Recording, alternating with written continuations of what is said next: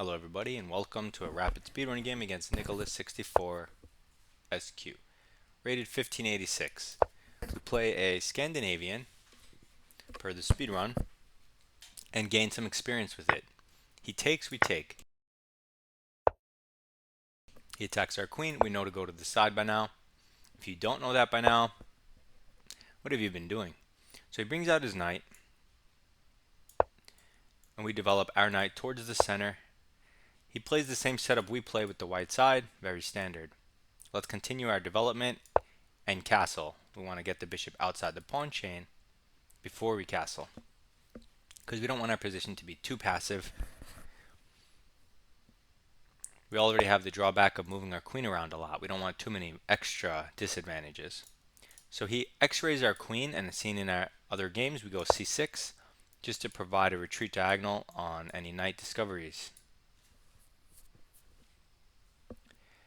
And let's see what he does. Bishop c4 is pretty standard, but he goes for the discovery immediately, so we can retreat to anywhere on this diagonal. I've picked different squares in different games so far. I'm going to go to c7. I've gone to b6 a couple times now, I think. I'm just going to settle on the very nice c7 square. He's likely to trade because why did you put his knight here? It's hanging. He might go to g3, but we don't mind that. If he trades, we will open up our bishop for quicker development. That means we can castle faster than if we took with the g-pawn. We also have less pawn islands this way, which is nice. And now when we do castle, we have extra layer of security for our king. He now develops the light square bishop, but we want to castle, so let's develop our pieces. You might go to bishop d6, but once he gives us this check, you'll probably have to go bishop e7, unless you block with your queen and go for the queen trade.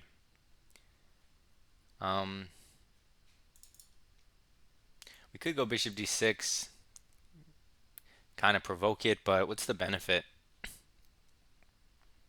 Because if we block with the queen and he takes, you're going to have to bring the bishop there unless you lift your king up, which is weird. So let's just go bishop e7.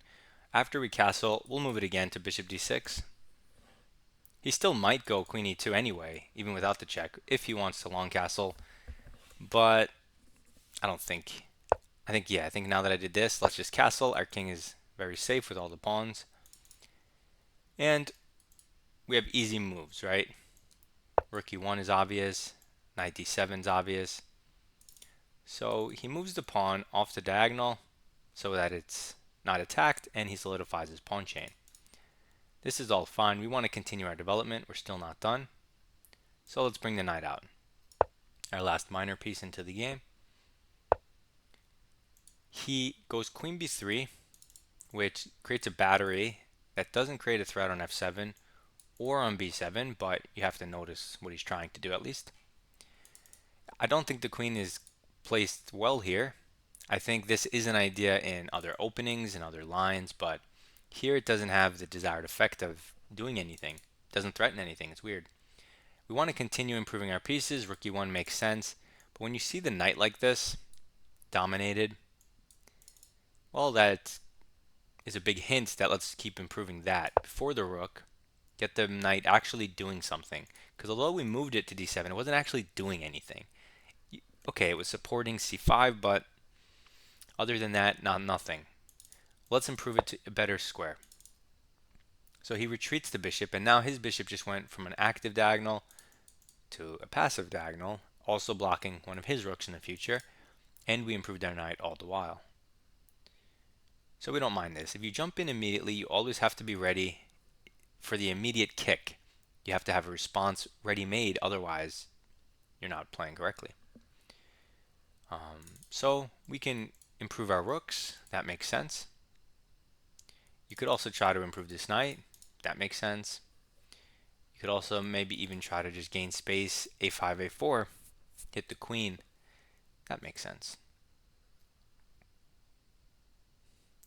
now that his bishop's off this diagonal, there is the rerouting, bishop e6, hitting the queen, but then he goes queen c2, and I feel like you guys just changed diagonals and he got the better of it, right? So I'm just gonna, I mean, knight here is a move.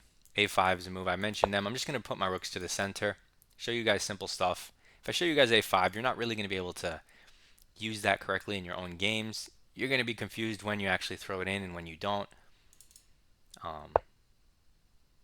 Because it's somewhat semi-random. So h3, what is the threat? Nothing. He harassed my bishop, but it's not a threat. Drawback is, what the heck did you waste your turn on that move for? Okay, so let's continue bringing forces into the game while he does weird moves.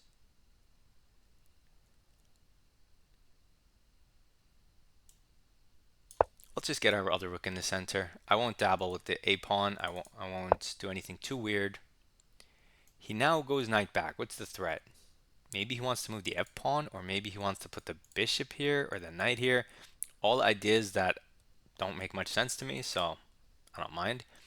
Now we can reroute our bishop for free since it comes with a threat. So you see how waiting to reroute it now pays off. So sure, we switch from blocking one rook to the different rook, but at least we unblock the open file rook. And you didn't even need to put your rooks here like the second one, but I'm just showing you very simple moves, very easy chess, instead of the more complex stuff. This comes with two threats. Can you spot them? You guys probably think, oh, he moves the bishop. What's the big deal? He'll move the knight. What else is there in the position, guys? Open your eyes. Look, look. As Rafiki said, look harder. Hard enough for this guy to resign. Did you guys even find it? Do you have any idea why he resigned? I know some of you don't. So you'll have to wait till the analysis. So anyway, let's go through the game. Scandinavian, we take back. Force move for the main critical theoretical line. Development and center. Development and center. Center and prophylaxis against his bishop. Force move. Force move. Development and king safety. King safety and development. Development and center. Improving a piece for free because the bishop's stronger than the knight. So he doesn't want to allow the trade. So we get to move our knight for free. Development or improving a piece for free, however you want to look at it. And why is it for free? Well, because of the extra on the bishop, meaning if he does something like a3, you could just take that pawn, then trade bishops and be up material. Even if you don't, maybe you can move it with some weird threat. So it's pseudo for free. He makes whatever this is just development center. You don't need to do this. You can put your bishop in the center, try to stick it here. You can jump your knight in the center. You can put your rook here. Maybe you can mess with the a pawn, but why play games if you're unsure? So development and center. And blunder, minus 4.2. So even game in right here, all zeros, but I'd rather be black due to our rooks already on the center. Our extra king safety. But it's an equal game. It's definitely playable by both sides. And then he blunders. Why is this a blunder? Because of only move bishop d6. What's the big deal? We're double attacking the knight, but what's the other thing? We uncovered. What change in geometry has there been? Uncovering the rook. We're hitting two minor pieces at once. His best move is to just go back and hang the piece. Clearly bad. So this was a pretty short video. So I might as well just show you guys. Can you make more than one move in a row for, no, okay. Show you guys that in the Scandinavian from white, you hit the queen, he goes to the side, you put the pawn in the center, he develops something, you just bring the other knight out, he develops something, you bring the bishop out. So this is just a standard setup for you for the first, what move is it?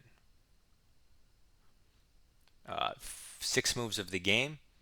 I guess 7, castling will be taken care of. You kind of know your moves. You don't need to think too much unless black deviates a lot. It's just knights to their favorite squares. You started the game with e4, right? So now it's easy to remember both pawns in the center. You take care of the first one on move 1. So now when you go, oh, both pawns in the center, d4, right? That's the only move that's left. Knights to their favorite squares, both pawns in the center. Bishop to the most common diagonal in e4 openings. e4, e5 openings, I should say. Now, he didn't play e5, but still. I mean, this one kind of is obvious because you're not going to put it here unless you know exactly what you're doing on f6 type stuff. You're not going to put it here and trade willingly for no reason and let black have an easier equalizing task. Bishop d2 looks more passive for no reason when c4 is available, so you kind of will find it anyway. And so start like that with white if you face the Scandi and take it from there. Submit your rapid games in my Discord or in the comments below. Good luck in your chess and goodbye.